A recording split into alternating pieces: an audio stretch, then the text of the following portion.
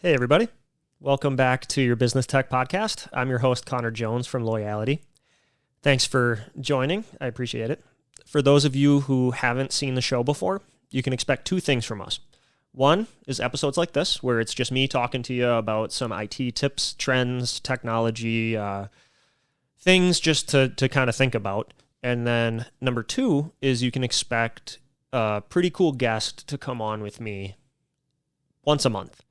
And we'll be talking through things like cyber insurance, operational challenges, our community in general, and so on and so forth when it comes to different business topics in Green Bay and Northeast Wisconsin. So some of the guests we've had on before are Brad Toll from Discover Green Bay, Melissa Borowitz from the UTech Group, Matt Thompson from M3 Insurance, people like that. So anyway, today I am going to talk to you about some pretty fun stuff. And before you think it won't be fun, I just got done getting lunch with my buddy who I currently am doing youth group stuff with, where we both teach, we lead discussions, stuff like that. And we were just talking about one of the messages that we're going to have to teach, which is 2 Timothy chapter 2, verses 14 through 26. I'm not going to bore you with what all that is, but that got me thinking, literally just happened. I'm going to talk to you guys about the 7 deadly sins that I see in the IT world. And I thought it would be pretty fun. I thought it would be a fun little play on words for both my worlds. So, yeah, I will be going through 7 things that I see a lot out there and that I've heard from other IT providers that they see a ton in their network assessments, in just everyday conversations, and we'll go from there. So number 1 would be no multi-factor authentication. What multi-factor authentication is, it is an additional layer to your password on your account. So think of when you sign into your bank account, you end up usually getting a PIN or a text message getting sent to you asking for a PIN, or maybe there's a secondary button that you can press saying, verifying, yes, it's me that's logging in. That's what multi-factor authentication is. A lot of companies don't have that protecting every single account of theirs. Some have it protecting only finance. Some have it protecting none at all. And I've even seen some that don't have MFA on their VPN, which is what they use to remote into their information and data. So that would be number 1, and it's pretty obvious why that's a big deal. If you don't have that added layer of protection, if your password gets breached, it's bam, they can get into your account very, very quickly. Number 2 would be not testing your backups. And I mean, we've reached a good point in the world up here in Northeast Wisconsin where almost every company has backups of their data. So that's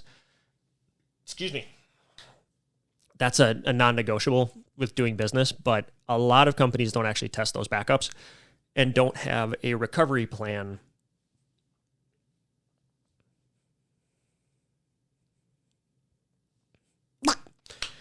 A lot of companies don't test those backups and don't have a recovery plan in place if the backups were to fail.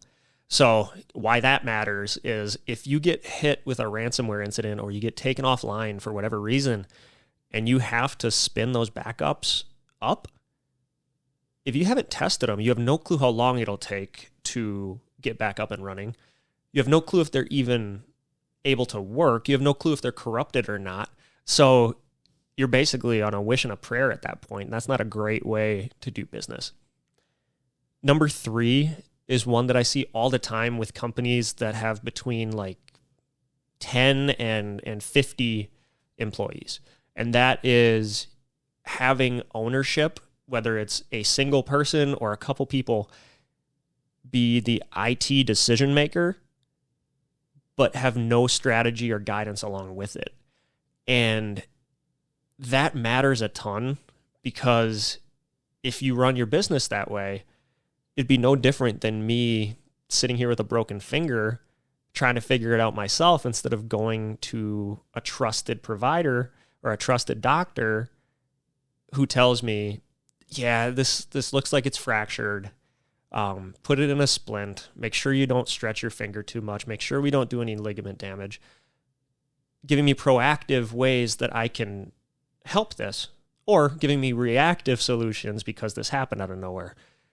That's the same thing with an owner dealing with their own IT. Even if they have a trusted provider, if they're the IT decision maker, they don't know what they're supposed to be doing. Like, most of the time, you don't know what you're supposed to do unless you're told what you're supposed to do. So that's why it's such a big deal. You don't get the strategy and the guidance if it's just owner-led decision-making without a VCIO or strategic presence. And number 4 is something that I've heard over and over again, and it's either a bad onboarding/offboarding of employee procedure or a non-existent one. And that's something that can make or break the business in a couple different ways. On the onboarding side, if there's not a process in place that's documented and repeatable when it comes to getting your new people their technology, for all you know, there could be a new employee that comes in super excited to work with you, work for you, and they don't have access to the stuff that they need for 6 days. I don't know about you, but if that was the case where I went as an employee, I wouldn't want to work there. That would be a horrible first taste in my mouth. But unfortunately, that happens. I hear it all the time. I just heard it in a meeting last week. And another thing, though, on the offboarding side, if there's no documented process and procedure to isolate the computer, to deactivate the account, to make sure they don't have access to stuff, you could get in some hot water real quick. And by hot water, I mean, they could keep the access to the data. They could give the data to competitors. They could be mean-spirited and delete all the data. So there are so many things that can happen badly if you don't have a good onboarding and offboarding of employees process. Number 5 is passwords in general, but I'll break it down into a few different subsets. One would be shared passwords. Used to be something that was just super easy. You could do it. It's not a big deal. But it's a huge cybersecurity no-no right now, and for obvious reasons. If you share a password, that means that if that password gets breached, they now have access to multiple accounts instead of just one. And then another would be not having a password policy at all. That's an issue because some people might have a 4-character password. Some people might have a 14-character password. Some people might have an 8-character password. Some people might just have their password be 1, 2, 3, 4, 5, 6, 7, 8. Not ideal. So passwords in general are the 5th deadly sin that I see. And there was one story that I have that cracks me the heck up. I was going to do a network assessment for a company years ago, like 4 years ago. And I walked up to this guy's computer to go and check like the print driver on there. And the guy straight up had a Post-it note on his desktop screen of his password. Now that's bad in and of itself. But the thing that cracked me up was that it said Packers ! 1, 2, 3, 4. That wouldn't be something that I would have to write on a Post-it note to remember in the first place. So like that's yeah. Hopefully you can see why I cracked up with that. Number 6 is not having a separate guest Wi-Fi network.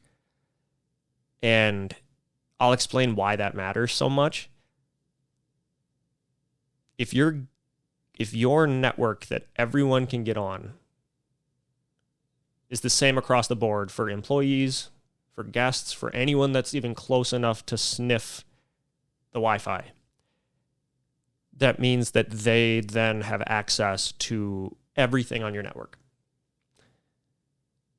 So many companies either don't have it be protected or they don't have them be separate networks. So that's a huge problem in the cybersecurity and IT world.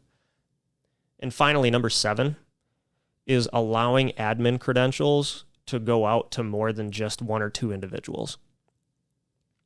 Realistically, in smaller organizations and medium-sized organizations, the amount of people that have admin credentials or admin rights to your network and to their computers, you should be able to count on one hand, preferably on a hand that only has 2 or 3 fingers. It should not... Steve in accounting should not have admin credentials on his computer or anything like that, because if he does, and Steve from accounting clicks on a bad link, bam, all of a sudden, that hacker has admin rights to everything. Or, best case scenario, just has admin rights to that individual computer, which still is not a good thing. So, yeah, 7 deadly IT sins. There are a lot more than that. I was thinking about coming up with like a 10 commandments for IT, but that felt a little bit too sacrilegious to me. But yeah, I hope you enjoyed it. I know I enjoyed filming this one and talking through this one. I'd love to connect with you. If we haven't connected yet, follow me on LinkedIn, follow LoyalITy on LinkedIn, subscribe to the podcast, like, share, all that good stuff. But thank you again for tuning in. I look forward to talking again with you in the future, and God bless. Make it a really good week. Thanks.